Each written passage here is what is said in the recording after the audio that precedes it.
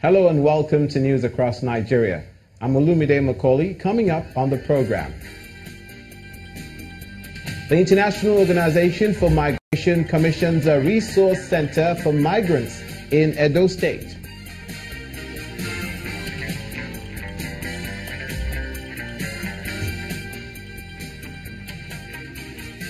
Airports in Enugu, Benin to get an upgrade by the federal government.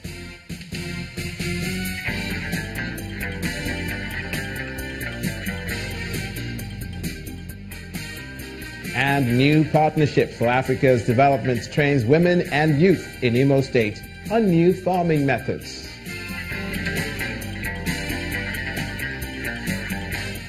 Thanks again for joining us and welcome to the program.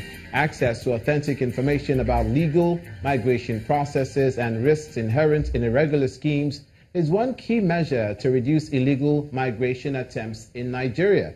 This formed the major thrust of discussions at the launch of the International Organization for Migration, IOM, established Migrant Resource Center in Benin City, the Edo State capital. Experts at the event advised intending migrants to make use of the packages the center provides.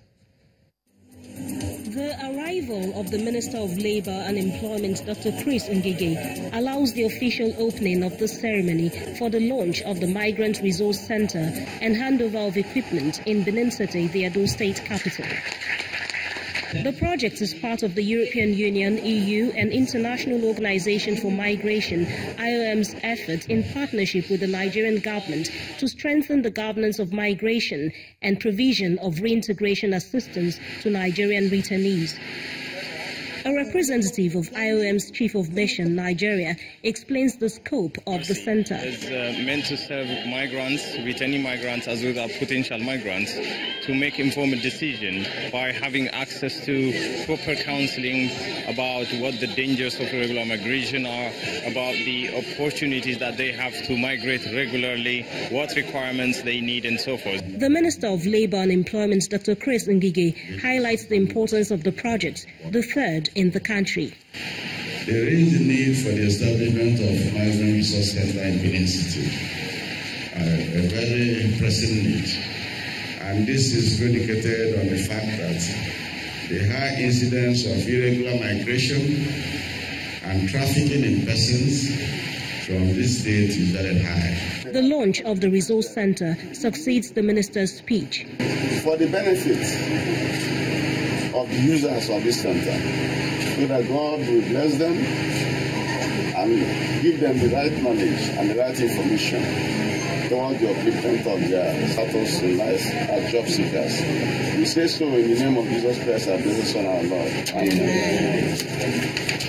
The realization of this project is a real delight to some key project partners who come in direct contact with returnees and thus understands the uncertainty which plagues them. Now that the center is commissioned, of course, trafficking, illegal migration goes on daily basis. So I expect that we should have a positive impact immediately. Instead of them calling Lagos or going to Lagos, going to Abuja to find out how the kind of programs IOM had for them. Because with this one that is at their doorstep, and I believe it's going to be a welcome development. It's going to complement the Edo State effort. The message has been that possibilities abound for citizens to grow right at home. But beyond talks of hope, the launch of this center represents certainty that the future for returnees is not bleak. Jessica Olugusere, Channels Television News. A community in Delta State has been thrown into mourning following the killing of a farmer who was the victim of an attack by alleged herdsmen. The suspected herdsmen are reported to have murdered the man, Mr. Happy Akwomiamian, having also attacked his wife and their 16-year-old son. A lawmaker representing Ethiopia East at the Delta State House of Assembly has called on the government to protect the people of the state and to prevent this and other such incidents from recurring, and also to bring the criminals to justice.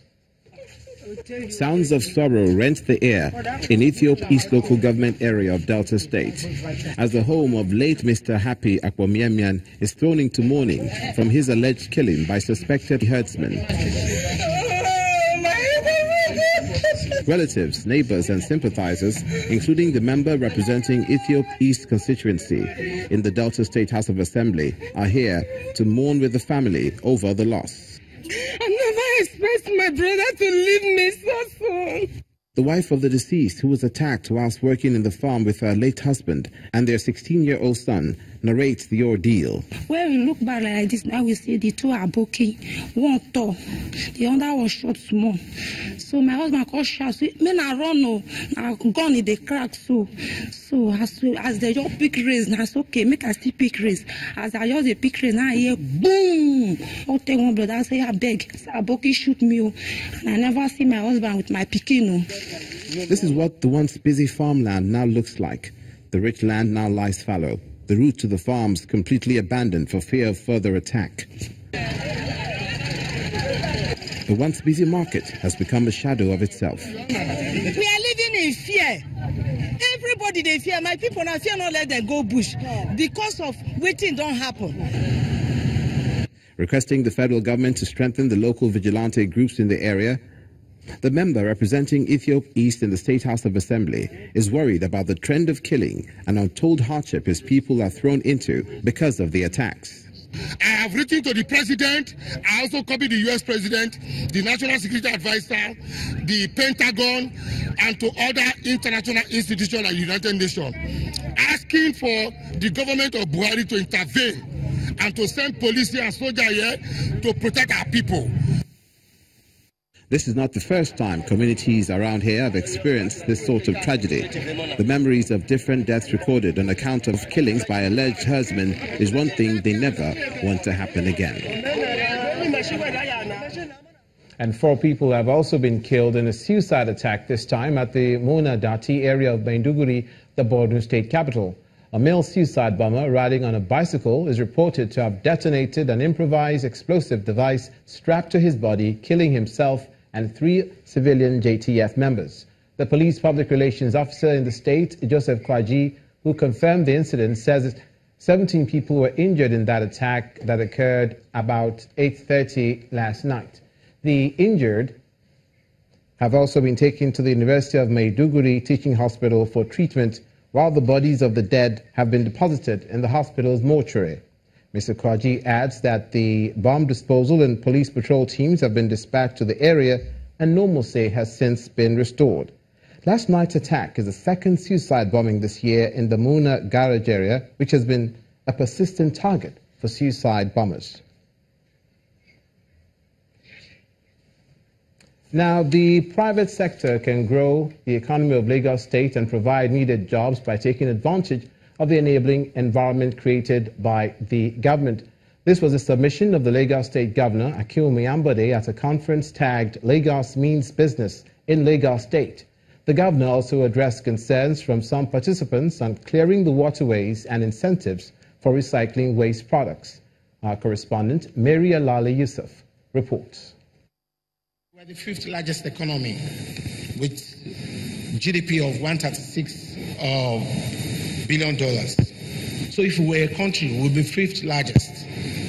And then look at Lagos. The GDP is 136 billion, but the IGR is just 341 billion. The truth is this: where you don't pay taxes, we have to go and look for finance on a very expensive scale to be able to reach out to all the social infrastructure that we need to do. The bottom line is this: you increase our GDP, you create jobs for our people, then the taxes increase, then I use it for social infrastructure. It's a win-win.